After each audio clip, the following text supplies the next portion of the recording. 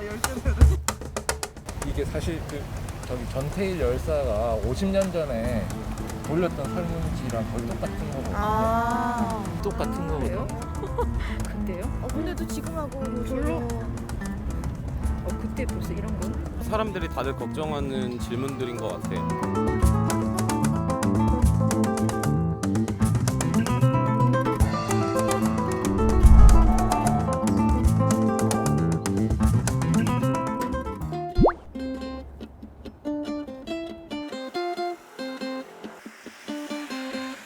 알지?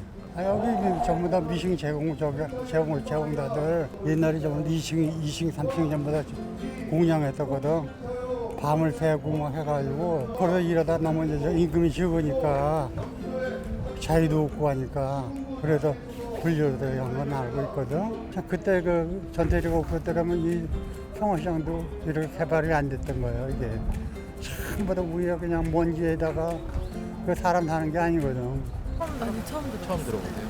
네, 산책 왔습니다. 자주 왔다 갔다 하세요. 네, 거의 매일. 근데 저 전태일 다리신 거는 정확하게 잘 몰랐어요. 저렇게 기념적인 인물의 다리가 있었다는 걸 모르는 게 참 안타깝네요. 죄송하게 동상은 혹시 못 봤어요. 이 밑으로만 알다 밑으로만 보니까 알았어요. 위에서 있는 걸 몰랐고. 그러니까 그 당시 노동법에 대해서 많이 이 사람이 초등학교밖에 안 나왔으니까 공부를 많이 했는데 3년간 자기가 알아봤는데 이제 그거를 가서 시정해달라고 했는데 거기서 안 해줬잖아요. 굉장히 무시하고. 근데 이제 이 뒤에 사업주랑 그 노동법 하는 곳이랑 커다란 커넥션이 있다는 걸 느끼고 자기가 암만 해봐도 안 되니까 자기가 분신했다는 걸로 알고 있어요.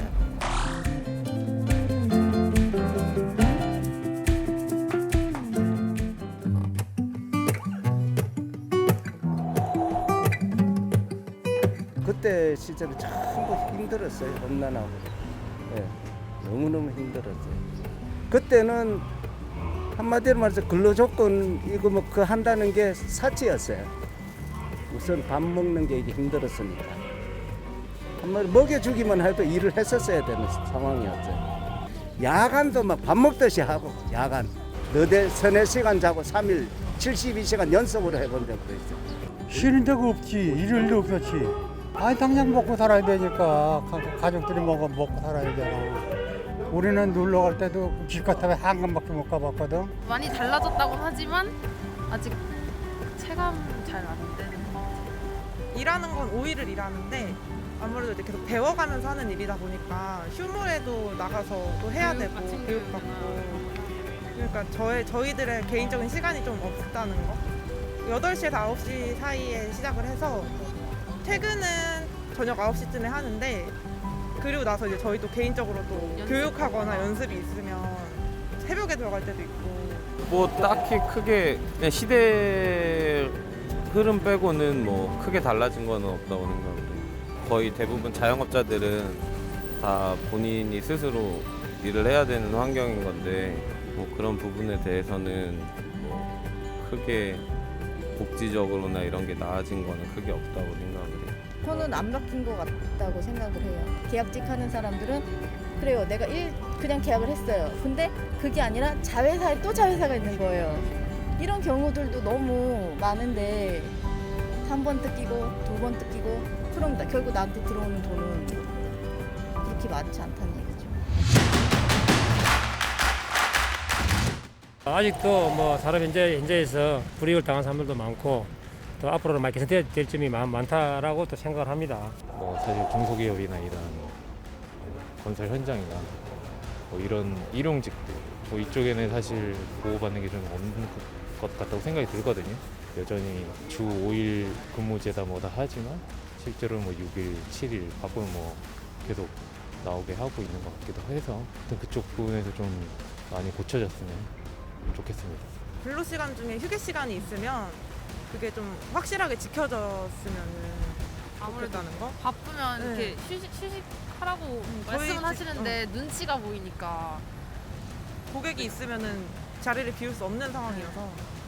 학교 다닐 때 이런 노동법이나 이런 거에 관련된 거를 학교에서 가르쳐 줬으면 좋겠다고 생각하는데 학교를 졸업하면 많은 사람들이 노동자로 일을 하는데 왜 그런 거를 학교에서 안 가르치는지 그게 좀 궁금하더라고요. 대부분이 노동자일 텐데. 그렇죠. 그러니까 그런 기본적인 거를 학교에서 좀 가르쳐 줬으면 좋겠어요.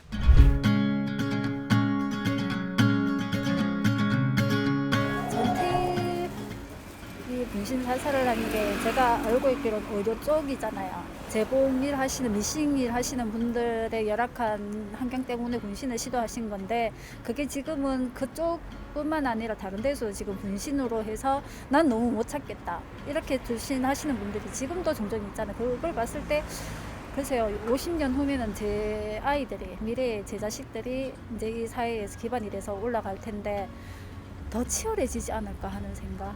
내가 투쟁해서 쟁취했던 게 그 애들 시대까지 갈 수 있을까? 너무 많이 뭐 사업주나 기업들한테 너무 많이 빼앗기고 가고 올지 못하는 게 너무 많으니까 50년 후에 그래서 제 자식한테는 지금의 이렇게 물려 죽이는 식은 이런 게 부모 마음이에요, 솔직하게. 사람들이 의식이 좀 많이 변해야 될 것 같아요. 그게 약간 시간의 문제랑은 관련이 없는 것 같아요. 약간 인식과 실천 방향 그리고 의지의 문제인 것 같고 그걸 얼마나 이제 사람들이 또 생각을 하느냐의 문제인 것 같지 뭔가 시간이 흐른다고 해서 자연스럽게 해결되는 건 아닌 것 같아요.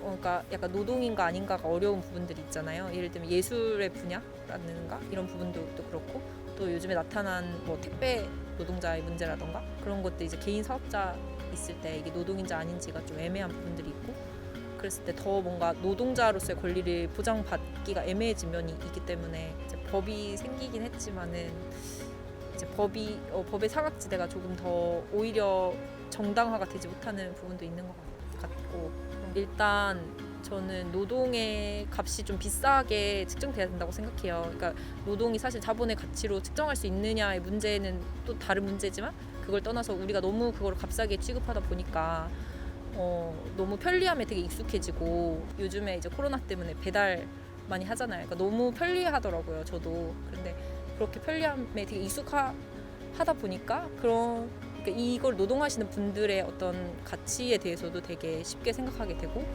내가 돈만 있으면 노동을 쉽게 살 수 있다 이런 인식이 너무 강한 것 같거든요. 그래서 우리 사회가 어떻게 그것을 인식하느냐 법을 아무리 만들어도 그런 인식이 뒷받침되지 않으면은 구현하기가 어려운 것 같거든요. 그런 것들을 우리가 되게 교육도 많이 받아야 되고 이게 결코 가벼운 것이 아니다 이런 생각도 해야 되고 그런 부분들이 이제 돼야지 법이 이제 생겼을 때 같이 좀 더 사회적 합의가 이끌어지는 게 아닌가 이런 생각을 해봤어요.